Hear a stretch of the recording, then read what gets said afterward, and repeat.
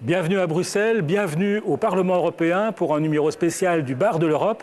Presque une heure pour parler de la liberté de la presse, de la liberté d'expression en général, des valeurs dont l'importance apparaît encore plus évidente après l'attentat contre Charlie Hebdo. On en parle autour du bar.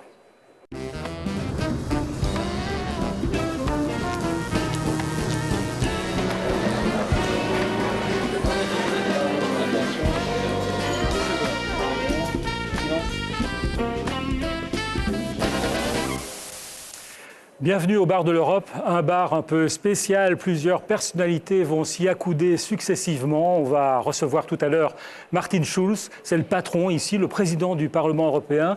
On recevra aussi Jean-Paul Marthoz, flamboyant avocat de la liberté d'expression. Il est membre du comité de protection des journalistes.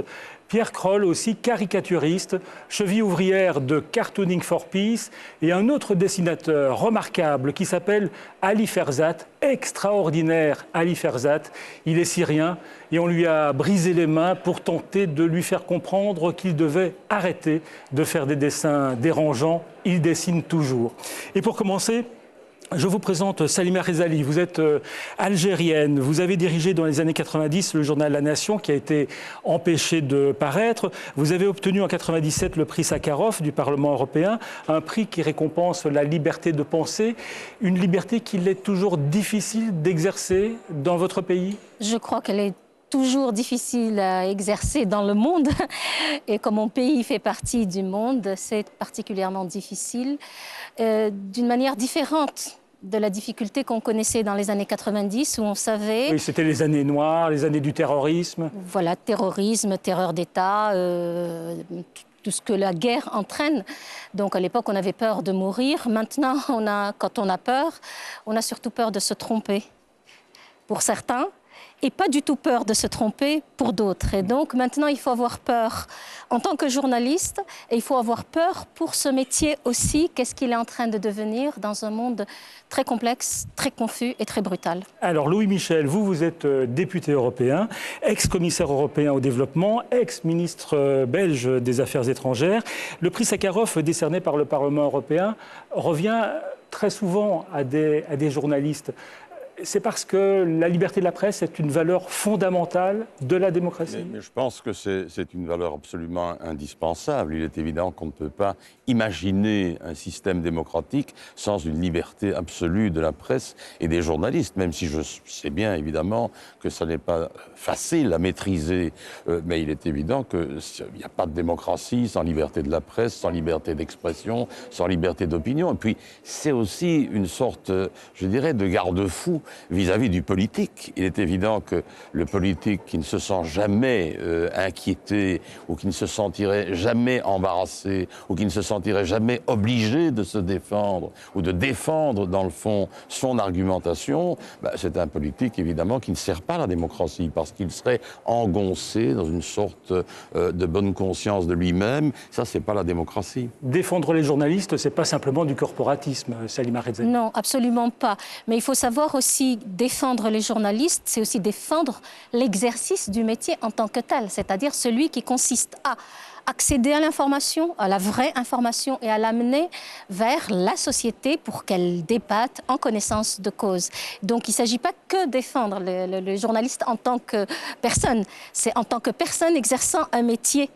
Et dont la responsabilité est extrêmement lourde. Non, ce n'est pas que du corporatisme. Il ne faut pas que ça ne devienne que du corporatisme. Louis Michel, l'attentat contre Charlie Hebdo en janvier dernier, ça a montré qu'il y avait des menaces nouvelles sur ce métier de journaliste et sur la liberté d'expression en général. Mais c'est tout à fait clair qu'il y a des menaces nouvelles. Je pense qu'il ne faut pas éluder la question des nouvelles techniques de communication, les Facebook, les Internet, où on peut à peu près tout dire, et je défends l'idée qu'il faut tout pouvoir dire, mais il est évident qu'on peut, avec des outils pareils, exalter les meilleurs sentiments comme les plus nuisibles, les plus abominables. Et donc, il faut vivre avec ce nouveau décor. Avec donc la liberté d'expression, c'est parfois dangereux, c'est ça que vous...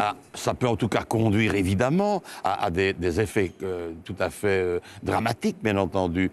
Mais vous savez, vous parliez de la liberté, je pense que c'est une valeur qu'il faut défendre. Trop souvent, on a l'impression que c'est dans les autres pays que les pays européens. Je veux juste rappeler que, Madame le disait fort justement, juste rappeler que l'attitude, par exemple, du chef d'État hongrois, M. Orbán, est absolument abominable. On attaque la presse, on reparle maintenant de la peine de mort. Donc il faut balayer devant sa porte. Il faut que les Européens aussi balayent devant leur porte. On a toujours l'impression, nous Européens, qu'on a le droit de faire la leçon à tout le monde, au monde entier. Mais il y a les problèmes qui sont similaires ici.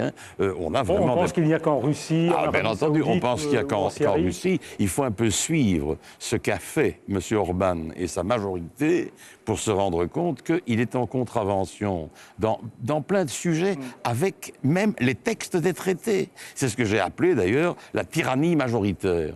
Ça aussi, par exemple, et ça, heureusement que la presse est là, vous pouvez avoir une majorité arithmétique, c'est une condition nécessaire à la démocratie, mais elle est loin d'être suffisante. Et donc, c'est la pire des dictatures, la tyrannie majoritaire, parce qu'elle tire d'une majorité arithmétique à peu près le sentiment de pouvoir tout faire, y compris martyriser ou dans le fond, minimiser les oppositions ou les minorités. C'est évidemment très dangereux.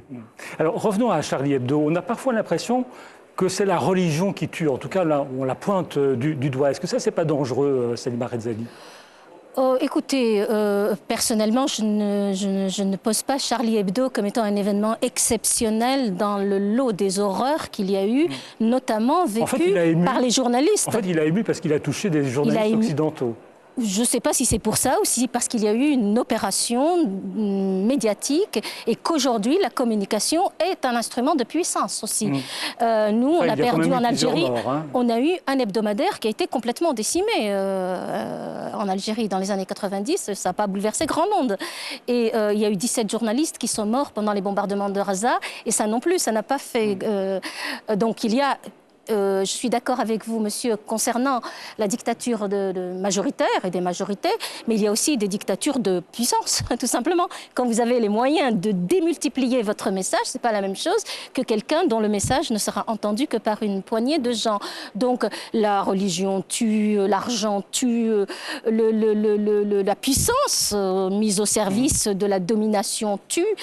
Malheureusement, de ce point de vue-là... Mais vous, par exemple, dans les années 90, vous avez eu autant de problème avec les islamistes qu'avec le pouvoir en place, l'armée qui était un pouvoir laïque. Parce que, indépendamment du label au nom duquel vous allez exercer votre domination et votre capacité de nuisance et de domination des autres, que ce soit religieux ou que ce soit une dictature laïque ou que ce soit tout simplement les horreurs, quand vous voyez les milliers de morts qu'il y a eu dans l'effondrement des usines au Bangladesh. Je veux dire, il y a toutes les raisons du monde aujourd'hui de se révolter contre la brutalité et de ne pas la réduire à un élément plus qu'à d'autres. Mais quand même, Louis Michel, vous avez écrit « Tuer au nom d'un Dieu est la pire injure que l'on puisse faire à l'homme ».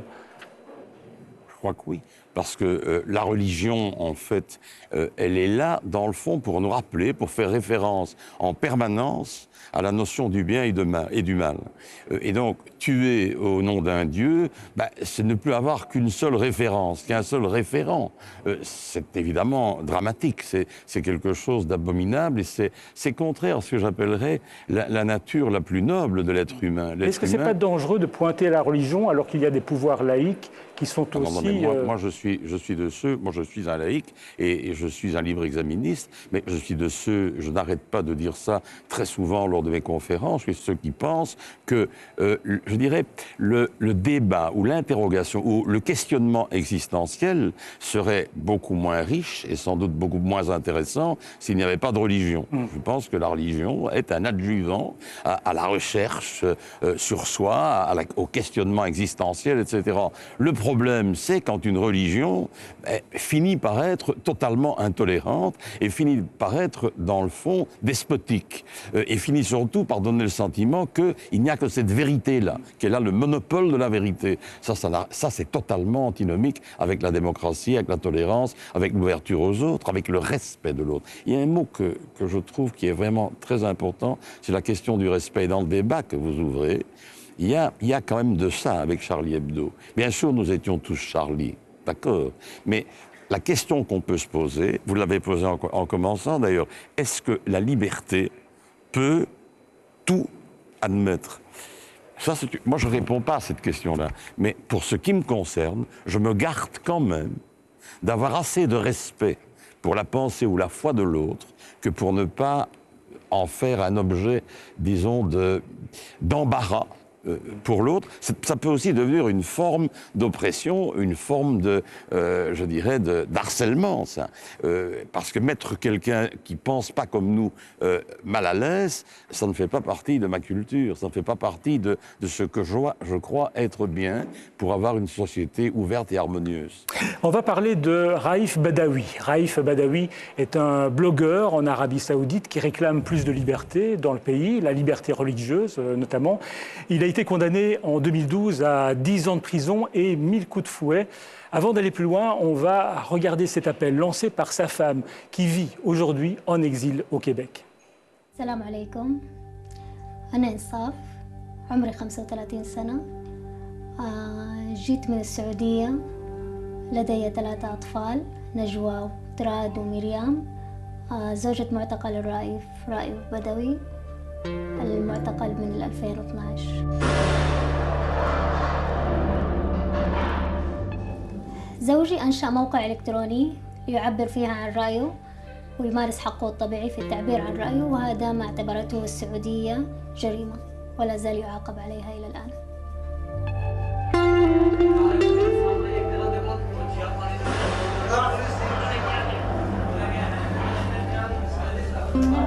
أنا وأولادي مقيمين في كيبك ونحن في قمة الشوق للزوجي، والأولاد لم يتوقفوا من السؤال عن أبوهم. أسئلة أولادي تكرر علي في كل لحظة وأنا ما عندي أجوبة لهم.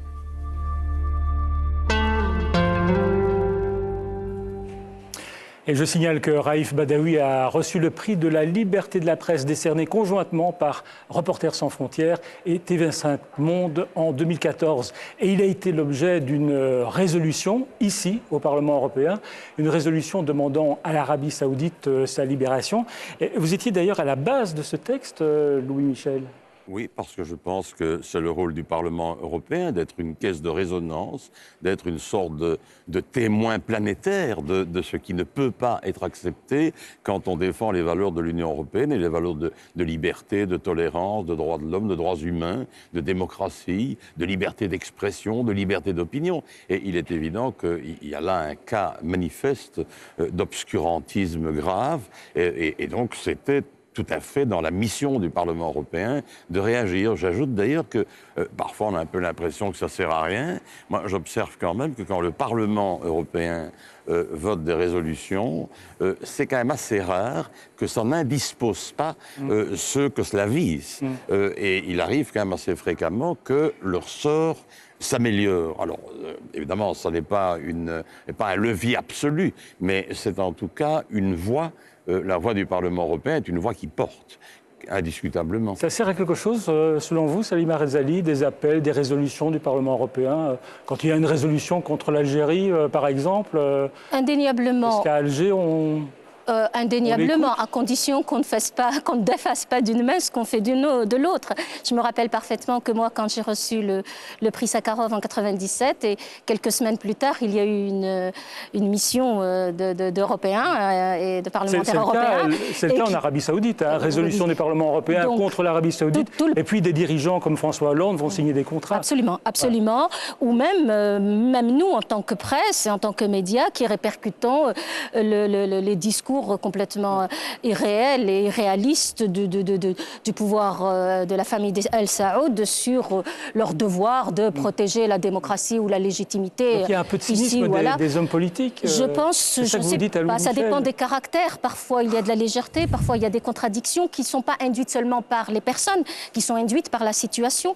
Peut-être que nous sommes à un stade aujourd'hui où la globalisation fait qu'on fait porter trop de choses à la fois à la communication et aux hommes politiques et peut-être qu'il faut repenser aussi la manière de faire la politique. Cela dit, il y a certains députés européens qui ont refusé de voter cette résolution parce qu'ils vous accusaient précisément de ne pas être assez diplomatique et de comparer dans cette résolution l'Arabie Saoudite avec l'État islamique. Enfin, le respect, oui, c'est leur droit, mais enfin, le respect des droits humains, ça n'est pas divisible. On ne peut pas évidemment appliquer ça de manière circonstancielle ou de manière opportuniste. Il faut quand même, à un moment donné, savoir de quel côté on se trouve et qui va, à un moment donné, porter la parole humaniste. Il faut quand même, on ne peut pas laisser ça comme ça. Mais je voudrais juste dire quelque chose, parce que comme ayant été confronté à ce que Madame dénonce, d'une certaine manière, à juste titre, c'est-à-dire cette espèce d'incohérence entre le message éthique et le fait d'aller parler avec des autorités. Moi, ça m'arrive, Madame, très souvent. Il m'arrive souvent de parler à des dictateurs dont je dénonce par ailleurs le comportement. Pourquoi ?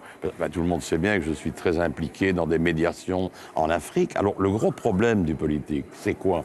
D'un côté, il a des valeurs et qu'il veut absolument faire respecter. Il est quelque part le gardien des valeurs européennes et des valeurs démocratiques. Et donc il est obligé de dénoncer des situations comme celle-ci. Mais en même temps, s'il veut convaincre les interlocuteurs, s'il veut convaincre certains dictateurs, il faut bien qu'il leur parle. En parler, je suis pour. Je suis pour. Oui, moi, je revendique. Oui, mais donc les je pense que. Alors, moi, je suis d'accord avec vous quand il s'agit de l'aspect commercial, économique. Quand il s'agit des affaires. Ça, je suis d'accord, c'est assez ou des vulgaire. positions politiques aussi. Oui, on ne peut pas soutenir l'Arabie Saoudite dans son agression sur le Yémen ou dans son soutien aux groupes terroristes partout dans la région ou dans son prosélytisme wahhabite et en même temps contester. C'est ça. C'est par rapport à des questions politiques Alors Saliba, on va écouter précisément un de ces députés européens qui ont voté contre la résolution demandant la libération de Raif Badawi. Il s'agit de Renaud Muselier, membre de l'UMP en France, le parti de Nicolas Sarkozy. Tous les députés français de droite ont d'ailleurs voté contre cette résolution. Et pourtant, quand on demande à Renaud Muselier s'il est pour la liberté d'expression, il répond « Gagner, je vous dis oui, c'est essentiel. » C'est la base de nos démocraties en fait. C'est le pluralisme, c'est le débat, c'est arriver à trouver un moyen de comprendre et pour se respecter. Quand on se parle, quand on se comprend, on se respecte. Pour ça, il faut la liberté d'expression et de la presse. Alors pourquoi avez-vous voté, avec d'autres députés, contre la résolution du Parlement européen demandant la libération de Raif Badawi, ce blogueur saoudien ? Je suis pour la libération de Badawi, qui est le blogueur saoudien qui a une liberté d'expression, avec une expression très, très modérée en plus sur son blog dans ce pays d'Arabie Saoudite, parce que quand vous regardez de plus près la résolution, vous découvrez à ce moment-là qu'il y a non pas simplement la liberté d'expression et la liberté demandée pour le blogueur, mais vous avez l'assimilation de l'Arabie Saoudite en État islamique. Et ça, c'est une faute géopolitique. Et donc, on a besoin de trouver des moyens politiques qui ne sont pas des condamnations de l'Occident au peuple islam, qui porte l'islam, pas islamiste. Et donc, vous savez, je suis ancien président de l'Institut du monde arabe. Je sais à quel point il faut respecter les institutions de ces pays et ne pas les intégrer comme des pays subissant l'État islamique, le véhiculant pour fabriquer Daesh. Mais donc, pour des raisons diplomatiques, pour ne pas froisser l'Arabie Saoudite, un homme va rester 10 ans en prison et va subir 1000 coups de fouet. Non, je pense que la résolution est mal faite. On était pour la demande de la libération, mais on n'était pas pour la demande de la libération en condamnant un État. C'est pas du tout la même chose. Elle a été votée à la majorité, y compris par des députés comme Louis Michel, qui n'est quand même pas un dangereux gauchiste. Je suis son vice-président à la commission Afrique, Caraïbes, Pacifique, Union européenne. Je suis son vice-président, M. Michel. Et il était ministre des Affaires étrangères quand j'étais secrétaire d'État aux Affaires étrangères. Donc la réalité, c'est qu'il vote ce qu'il veut, c'est la liberté d'expression. Et je peux quand même condamner quelque chose qui me déplaît, parce que j'estime, ou nous estimons, nous, dans la délégation française, que attaquer l'Arabie Saoudite est une faute politique. On peut attaquer l'Arabie Saoudite parce qu'il y a des défauts pour les libertés des droits de l'homme. C'est pas un débat. Là, c'est pour quelqu'un en particulier. Mélangeons pas les deux. Et l'amalgame est une faute politique. Vous êtes médecin. 1000 coups de fouet. On peut mourir après combien de coups de fouet? Je sais pas, je les ai jamais pris. J'en ai jamais soigné dans les hôpitaux français. Heureusement. On peut mourir au premier si on est en mauvaise santé. De toute façon, dès le premier, c'est condamnable. Droit de réponse, Louis Michel. Faute politique? Non, je considère que c'est certainement pas une faute politique. C'est un ami, hein, mais il y a quelque chose que je ne comprends pas bien.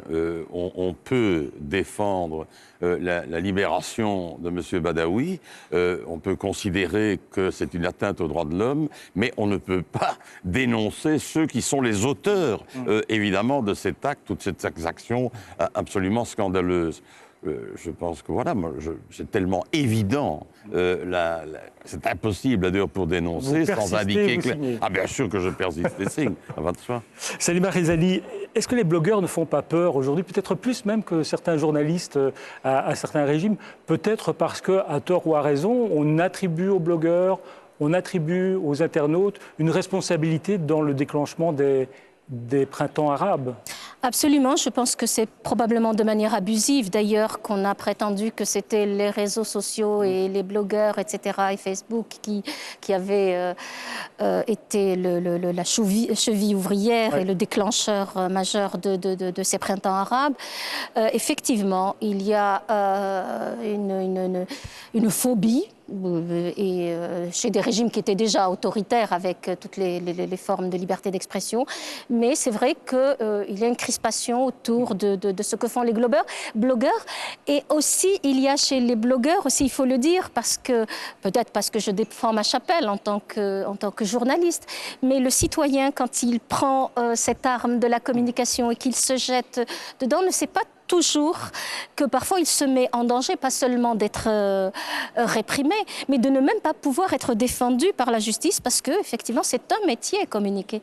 C'est un métier que de faire passer des informations et autant effectivement l'activité citoyenne est essentielle aujourd'hui, d'autant que l'exercice du métier de journaliste aussi connaît énormément de contraintes, mais c'est aussi une prise de risque qu'on n'évalue pas toujours, surtout chez les plus jeunes. Louis-Michel, merci d'être venu sur le plateau du Bar de l'Europe. Salima, vous restez avec nous et dans quelques instants, on va recevoir Martin Schulz, le président du Parlement européen. Mais avant cela, rencontre avec Ali Ferzat, ce dessinateur syrien à qui on a brisé des mains pour lui faire comprendre que ses dessins étaient un peu trop dérangeants. Portrait signé Gérald de Vandenberg et Eric Black. Ces mains ont un énorme pouvoir. Elles effrayent les dictateurs. Elles appartiennent à Ali Ferzat. Il est caricaturiste et syrien.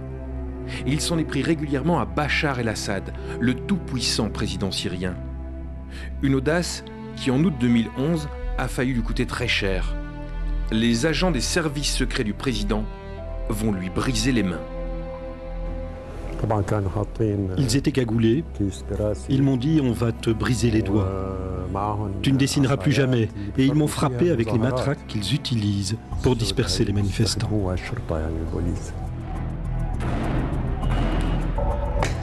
C'est la guerre civile qui va rendre les dessins d'Ali Ferzat plus impertinents. Petit à petit, il va franchir les limites de l'interdit et finira par oser l'impensable. Il sera le premier à caricaturer le président Bachar el-Assad. En 2011, j'ai voulu débarrasser les gens ordinaires de la peur du régime. C'est pour ça que je me suis attaqué au symbole du président de la République. Et là, je n'avais aucune peur. Je me sentais pousser des ailes.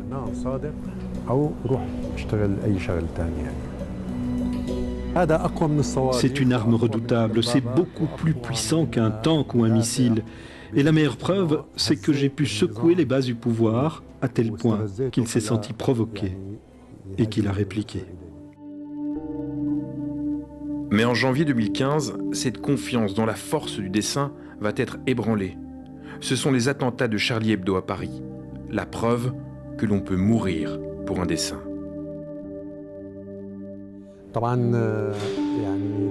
J'étais touché par ce qui s'est passé à Paris au début d'année. Et bien évidemment, je suis Charlie. C'est un peu comme si j'avais ressenti les blessures des dessinateurs de Charlie Hebdo dans mon propre corps. Ça m'a rappelé les événements que j'avais vécus moi-même. Et évidemment, j'ai défendu les victimes des attentats de Paris. Je me suis senti très touché.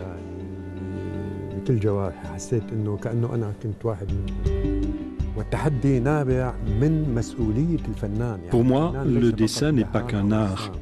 C'est un moyen de véhiculer des idées fortes et je suis prêt à mourir pour ces idées.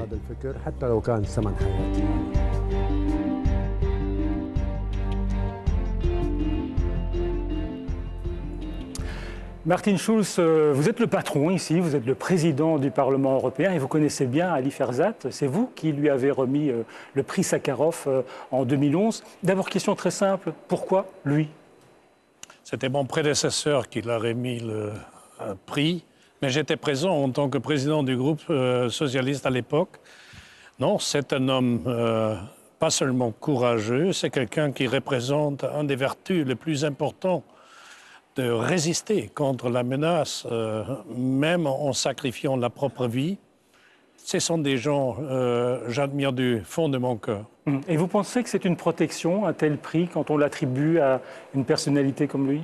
Nous avons fait l'expérience que déjà les candidats, pas seulement ceux qui sont finalement choisis et lauréés, les candidates au prix Sakharov ont une certaine popularité, une attention internationale qui les protège dans une certaine manière parce que les dictatures de tout le monde craignent quand même, parce que le Parlement européen est quand même une plateforme multinationale tirée sur cette plateforme. Donc, est rendue visible avec leurs crimes. Quand on donne le prix Sakharov à Ali Ferzat, vous ne pensez pas que le président Assad rit?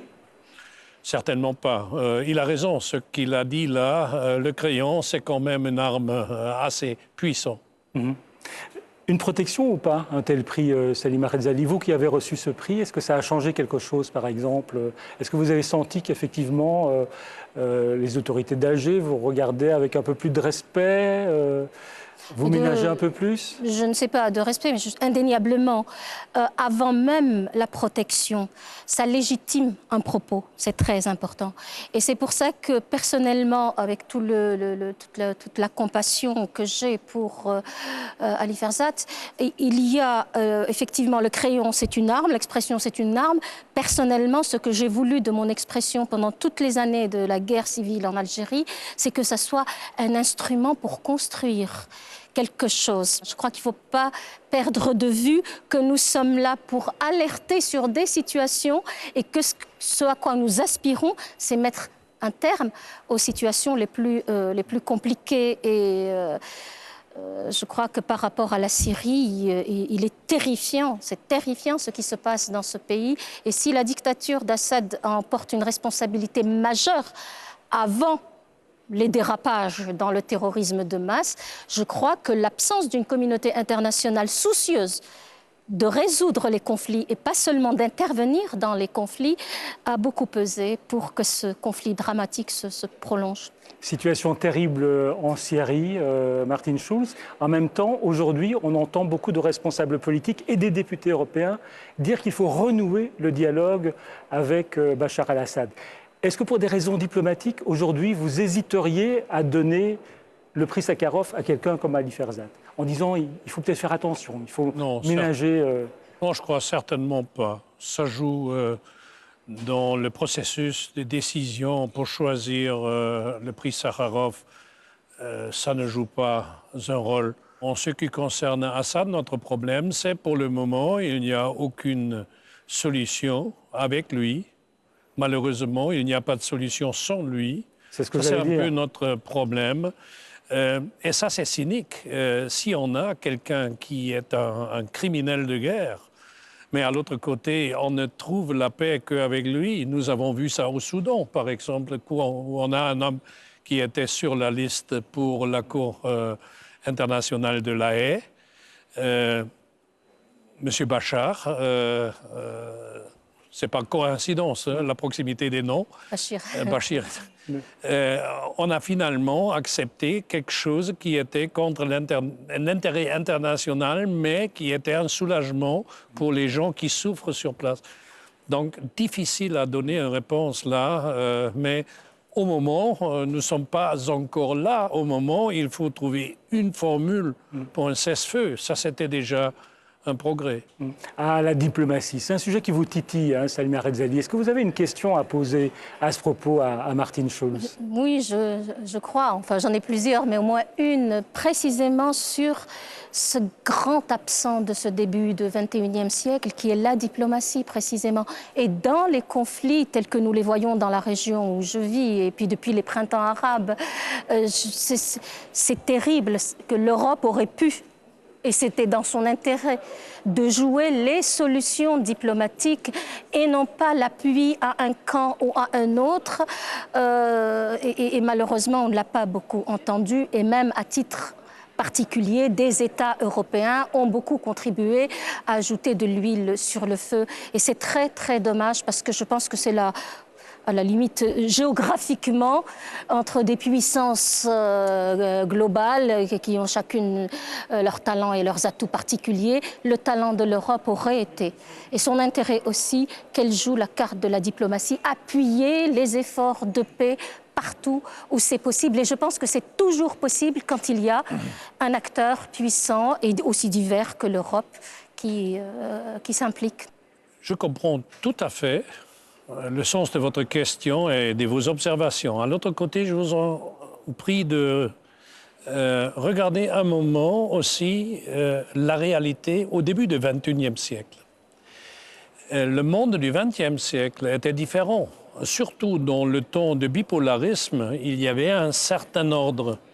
Nous sommes entrés dans une époque de multipolarisme.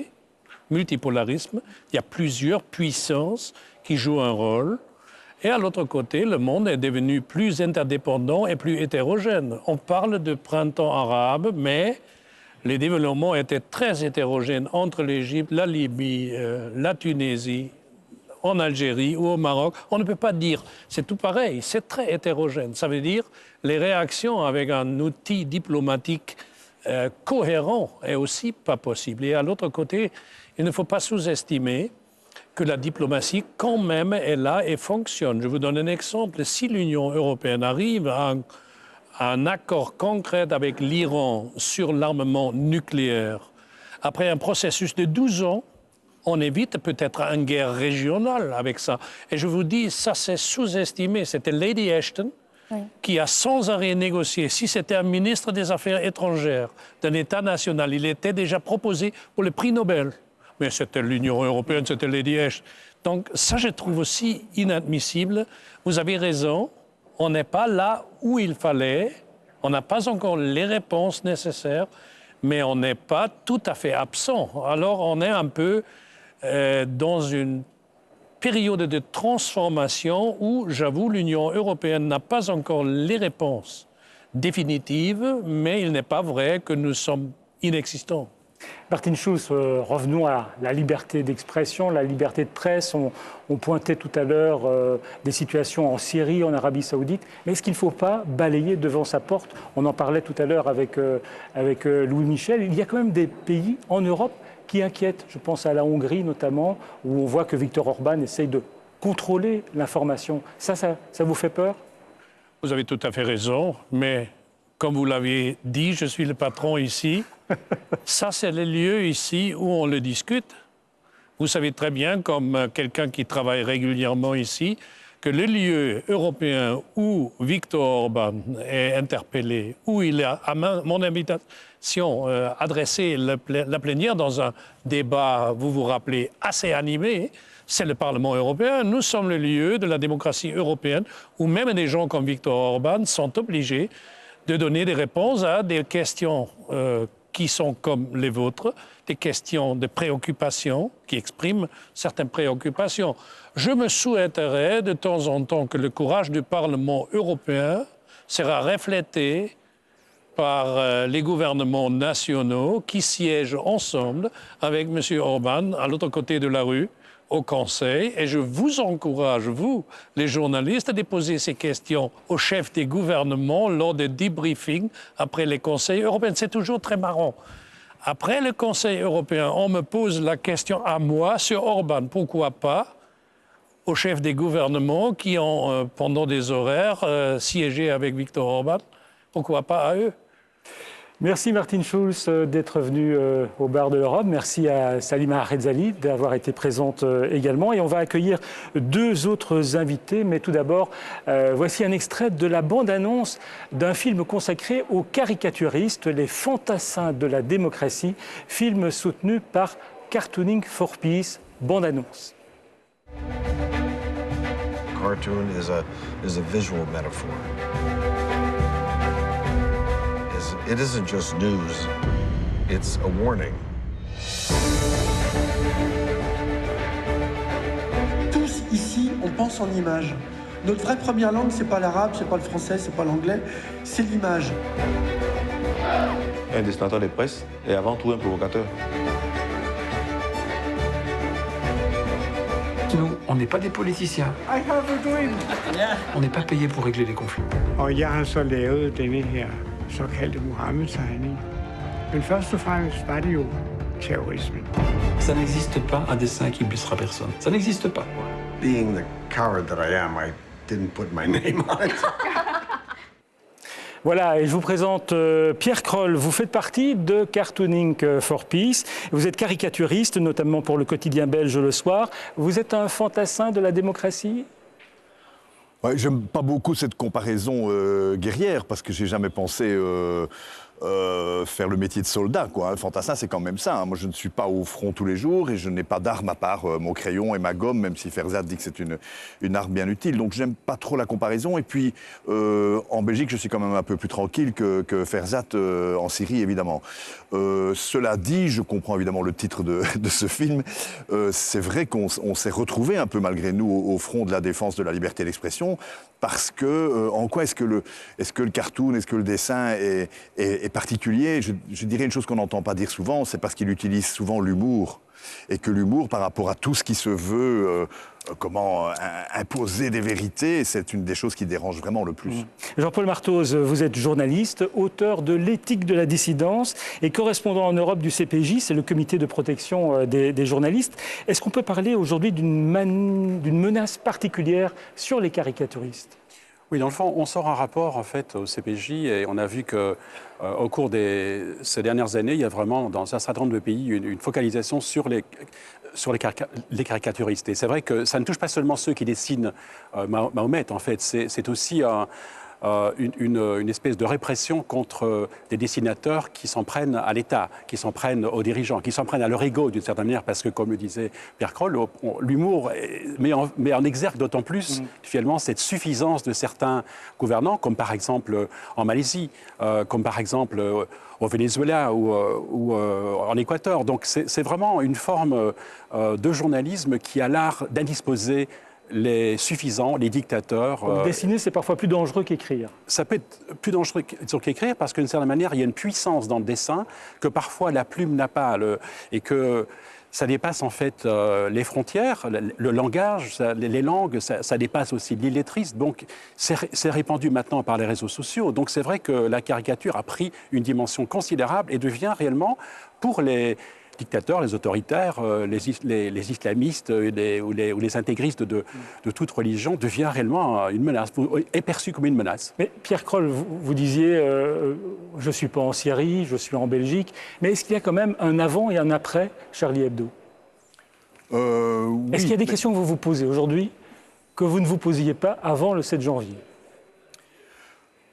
Oui, régulièrement. Disons que j'observe un changement. Ces questions, si vous voulez me demander, est-ce que je pense tous les jours, est-ce que je vais dessiner le prophète Mahomet ? Moi, personnellement, je ne l'ai jamais dessiné. C'était pas du tout par peur, par trouille. C'est parce que, comme j'ai l'habitude de le dire, il n'a jamais participé à la formation d'un gouvernement wallon, flamand, fédéral ou quoi chez moi. Il n'est pas dans l'actualité que je suis généralement obligé de traiter. Et si un journal comme Charlie Hebdo l'a fait, et plus d'une fois, c'est parce que lui est un journal qui a un autre objectif que le mien, une autre ligne éditoriale. C'est un journal laïque, militant, qui veut s'en prendre aux religions. Charb ne s'en cachait pas. Moi, c'est pas mon boulot de tous les jours, donc j'essaie de ne pas me poser la question de cette manière-là. Je me dis pas, est-ce que je vais avoir le courage aujourd'hui de faire ça au risque de me faire tuer, parce qu'alors je serai un héros, ou bien est-ce que je suis un couillon de ne pas le faire ? de cette manière-là, pour moi, il n'y a pas d'avant et d'après. Je fais mon boulot et j'essaie de ne pas penser à ça. Par contre, je vois que dans la réception, par tout un chacun, par le public, il y a un avant et un après, et qui est paradoxal, qui n'est pas celui tellement qu'on imagine. C'est-à-dire que nous avons été un peu trop aimés, nous, les caricaturistes, après le 7 janvier. Tout le monde, vous avez vu les défilés à Paris, Je suis Charlie, etc. Les gens, on leur a dit, les caricaturistes, c'est des gens formidables, c'est des fantassins de la liberté. Tout ce qu'ils font est très bien. Et donc, beaucoup de gens qui n'aiment pas l'humour, qui n'aiment pas ce qu'on fait, sont allés le regarder en se disant, ah bon, ce sont des gens bien, mais j'aime pas ce qu'ils font, mais j'aime pas quand ils dessinent des femmes comme ceci, les Africains comme ça, les handicapés comme ça, et on se ramasse sur la gueule, passez-moi l'expression, une quantité de petits censeurs qui nous empoisonnent la vie bien plus qu'avant. Jean-Paul Martos, un avant, un après, Charlie Hebdo? Je pense qu'il y a certainement un avant, un après dans le monde francophone, parce que c'est vrai que ça a été d'abord perçu très violemment dans le monde francophone, parce que Charlie Hebdo était d'abord et vraiment un phénomène très français, qui parfois est totalement incompris dans le monde non francophone. D'ailleurs, ce qui amène d'ailleurs pas mal d'écrivains, même critiques, à être... disons, prendre leur distance avec Charlie Hebdo, aux États-Unis notamment, qui est l'empire du premier amendement, où tout est permis, où on peut tout dire. On assiste brusquement à une espèce de mise en cause par des écrivains, par des journalistes, par des juristes, de l'audace qu'avait Charlie Hebdo à caricaturer une religion. Et donc, oui, il y en a un avant, il y en a un après, mais je pense qu'il y avait déjà un avant et un après les caricatures de Jyllands-Posten au Danemark. Je pense que là, nous, on a pu voir au CPJ, par exemple, que la polarisation s'est faite vraiment à partir de ce moment-là. Comme d'ailleurs il y a eu un avant et un après, la Syrie, plus largement pour le journalisme, avec la difficulté de se rendre dans des pays qui sont dominés par des groupes extrêmement violents, extrêmement brutaux, comme l'État islamique, ou par des bandes paramilitaires ou des armées comme celle de Bachar el-Assad. Pierre Kroll, vous avez quand même fait un petit mensonge. Vous avez dit que vous n'aviez jamais dessiné Mahomet. Ce n'est pas vrai, vous avez fait un dessin qui s'intitule « Ceci n'est pas Mahomet », on va le voir. Qu'est-ce que vous vouliez dire dans ce dessin? Mais il n'y avait rien dans le dessin, regardez. Je voulais juste... C'est de la lâcheté, alors? Non, c'était poser une question. Je ne vais pas être trop long, il y a 4 manières de détourner. D'abord, c'était un dessin belge. Magritte, c'est notre patrimoine en Belgique. Tout le monde connaît ce tableau, Ceci n'est pas une pipe, et surtout son titre, qui s'appelle La trahison des images. Et donc je me disais, qui a trahi qui dans cette histoire des premières caricatures de Mahomet au Danemark? Quelqu'un qui n'est pas musulman a-t-il le droit, lui, de dessiner Mahomet? Est-ce que le musulman ne pourrait pas juste faire fermer les yeux lorsqu'il voit ce qu'il ne pourrait pas voir? Est-ce qu'il doit l'empêcher, etc. J'ai voulu poser toute cette question par cette petite boutade dans un dessin qui n'est pas une sentence, qui pose une question. On cherche Mahomet dans le dessin et en plus je vous dis qu'il n'y est pas. Donc c'était un dessin pour qu'on y réfléchisse, quoi. Un autre dessin qu'on va regarder. La légende c'est « Mais détendez-vous un peu, nom de Dieu ». Mais je sais que ça paraît assez infantile et stupide de proposer une espèce de solution politique avec un terme aussi bête que « mais détendez-vous ».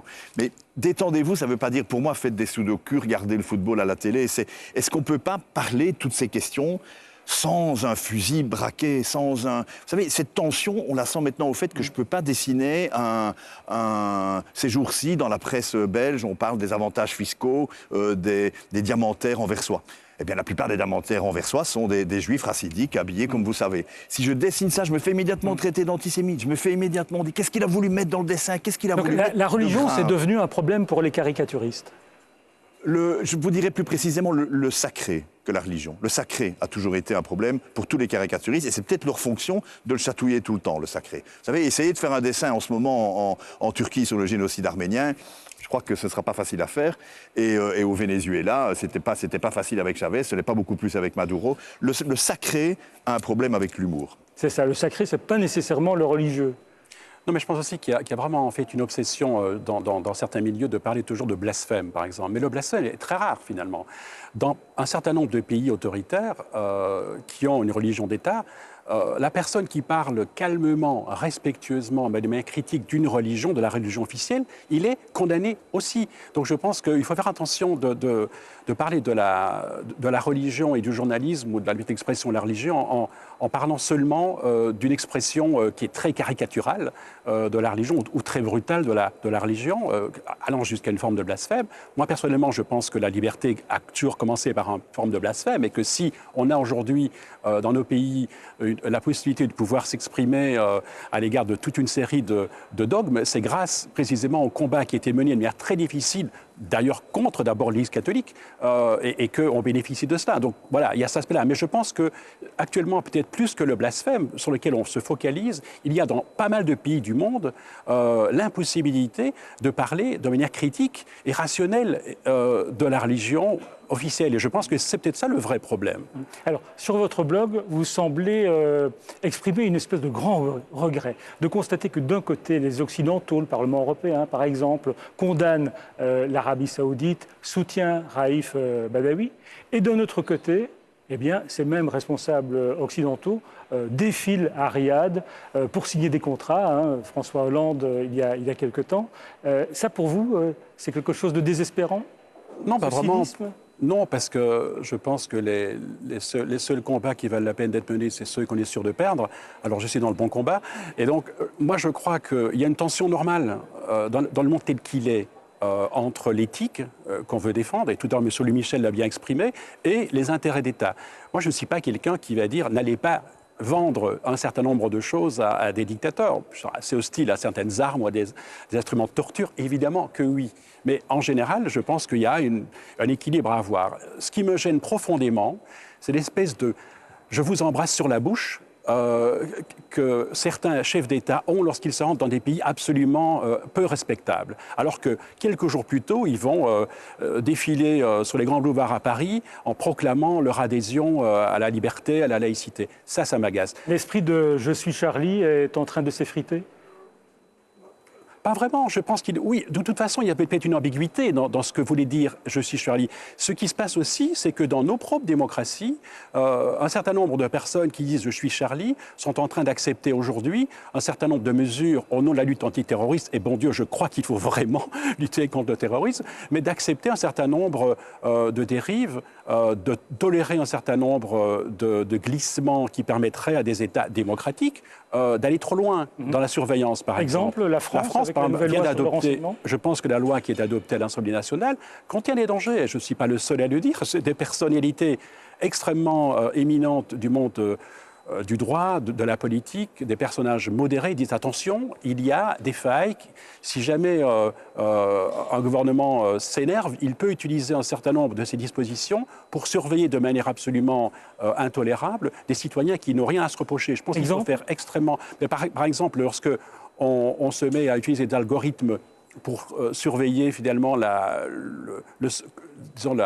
circulation sur le web de tout le monde, on peut à un certain moment toucher un journaliste qui, par exemple, fait son métier d'investigation et évidemment on fréquente un certain nombre de sites pour voir ce qui se passe. Moi, je pense qu'il est extrêmement dangereux de faire des lois dans l'urgence. Il faut écouter aussi les personnes qui, de par leur trajectoire démocratique, sérieuse, rationnelle, mettent en garde. Il faut les écouter davantage et ne pas céder aux sondages qui nous disent que 70% des Français, finalement, sont prêts à faire des concessions sur leur liberté pour leur sécurité. Moi, je pense qu'il faut davantage équilibrer la sécurité et la liberté, et c'est possible. Alors, on va jeter un œil sur la carte du monde de la liberté de la presse, une carte établie par Reporters sans frontières. Alors, quand on regarde cette carte, c'est très simple. Plus les couleurs sont foncées, plus c'est mauvais, en quelque sorte. Ce qu'on constate, c'est qu'il y a quand même des pays européens qui sont bien classés. Ça, c'est plutôt réjouissant, en quelque sorte. Oui, en général, les pays européens sont en tête de classement de Reporters sans frontières ou le Freedom House, qui est l'autre index.